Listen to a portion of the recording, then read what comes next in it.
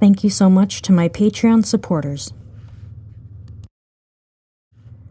Thank you so much to my Patreon supporters.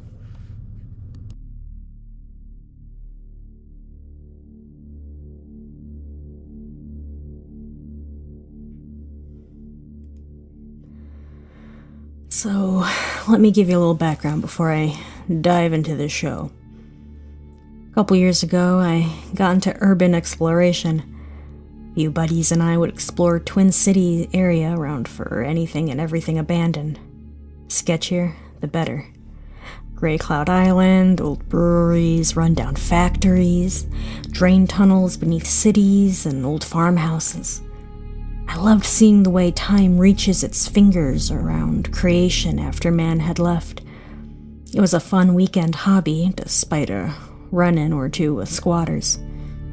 I began running a blog with photographs and details about my adventures. I got a pretty sizable following. It wasn't long before I got an email from what appeared to be a small monthly magazine that wanted me to do a section on urban exploration. They gave me a phone number and asked me to call them, as they'd love to have my work. They offered to negotiate a rate for my exploration. The magazine was called Gatherings. Looked legitimate, though I'd never heard of it. The magazine seemed to revolve around travel, I think, but there didn't seem to be any overall theme to it. Loving the idea of getting paid to do my hobby, I gave him a call. Hello? There was nothing for a few seconds before a lady responded. Gathering Magazines, how may I help you? I told them why I called and she responded, Oh, perfect. We'd love to have you run an urban section of our page. All you'd have to do is find 1 or 2 spots a month. With that, we'd want lots of photos of the spot itself and the surrounding area, details of the place, and either an address or location of the spot. On top of that, feel free to write about your experience at the spot. I asked them if they wanted a specific type of building or farmhouse. The lady said, Anything. It can be an old factory or a small house in a suburb, as long as it's been abandoned for a while. Alright, seems pretty cool, I thought. I didn't know how I felt about giving so many details about spots I found, since it's a prime way to get a spot noticed and closed off. What's your offer for a rate? I asked. She promptly replied, $5,000 per location. No way she was serious. What? I replied. Send us the location and you'll receive the payment in the mail for each location. Oh, well, forget it, I thought. I'm in. Wonderful. That's great, she said. Whenever you're ready, just send in your first spot and you'll be getting paid. She hung up immediately afterwards. Well, find a spot, get the details, photos, send it in, get paid, all right. The next weekend I went to a small farmhouse I'd found before, but had never blogged about. It was about a mile down the dirt road. I won't give any details here, but it was somewhere several miles off, north of White Bear Lake. Got the photos, exact location, and some descriptions.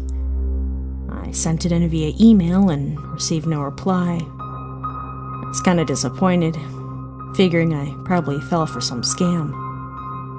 However, a few days later, I went to get my mail and found an envelope with Gatherings logo on it. I opened it and there it was, $5,000 in cash. Pretty sure I pooped a little when I saw that cash. A small note inside. Thank you for your first subscription. We were grateful to receive it. This gift is the first of many in our partnership. With regards, Gatherings Magazine. I immediately planned my next trip. I was going to hit some tunnels under Minneapolis that I had blogged about before, however more extensively. I did the same thing and sent it in. A few days in the mail later, I received an envelope with my cash. There was another note, though, which read, Thank you for your submission. However, we would like to clarify that you are under no circumstances to submit any locations which you have previously made public. We apologize for not clarifying this. With regards, Gathering Magazine. That was kind of odd. I guess they want originality.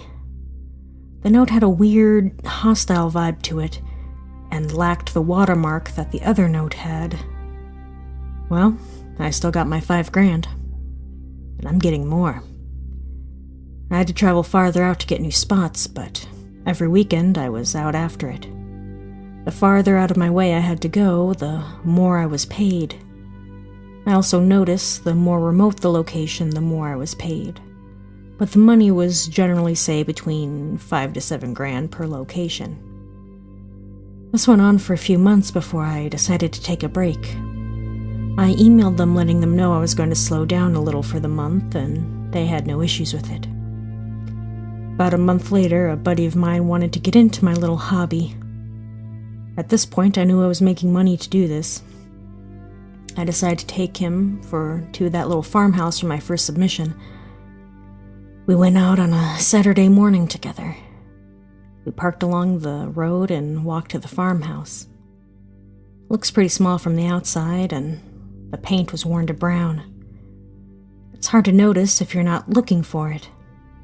Inside, it's empty except for a cellar door, which leads to a quite sizable basement. In the basement, there's a few closets and some tables. I'm pretty sure they're all closets. All but one of the doors was locked shut with old, rusted locks. One of the unlocked doors was an empty closet. We approached the barn, and the first thing my buddy noticed was the smell. He mentioned it, and I noticed it too. It smelled like a mixture of burnt hair and skunk, or weed. I guess this could be a pretty dope smoke spot if it weren't so sketchy. At the entrance wall was, well, a skunk. However, it looked like it had been disemboweled by some angry animal. It was old, too. It reeked. I poked it aside with a stick, and we entered the barn. The smell grew stronger. We both looked at each other. He asked me if it had smelled like this last time. No, definitely not, I said. We walked around a bit, getting up on the storage ledge to find the same old action figures around it. They were pretty retro and kind of cool. However, I hadn't remembered them from my last visit. We decided to enter the cellar. We opened the door and entered the unlit area. I worked my flashlight out of my backpack. I finally flipped the switch, lighting up the cellar. Blood was smeared across every wall. Flies buzzed to and fro across the room in a disturbing continuous hum. Drawings around the floor with odd shapes and numerals.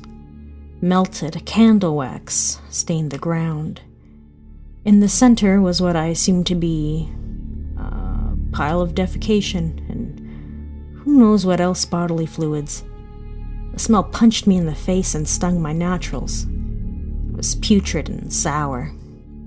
In my disorientation, instead of running back to get out, accidentally opened one of the previous locked doors. Panicking, it turned a doorknob which was difficult to turn. It finally clicked and I felt the door push me backwards. I fell as I watched what had to be 4 or 5 bodies plunge out from what was confirmed to be another closet. I just stared for what felt like a minute. I remember they were all adult bodies, save for one, clearly a child. There was one who fell forward almost on me. His chest was open up, cut down to just above his pelvis. It looked almost surgical in contrast to the blood smeared on the walls. I gathered myself and noticed my buddy was already out of the room. I got out and saw him outside. We just sort of looked at each other. We didn't really talk the rest of the day.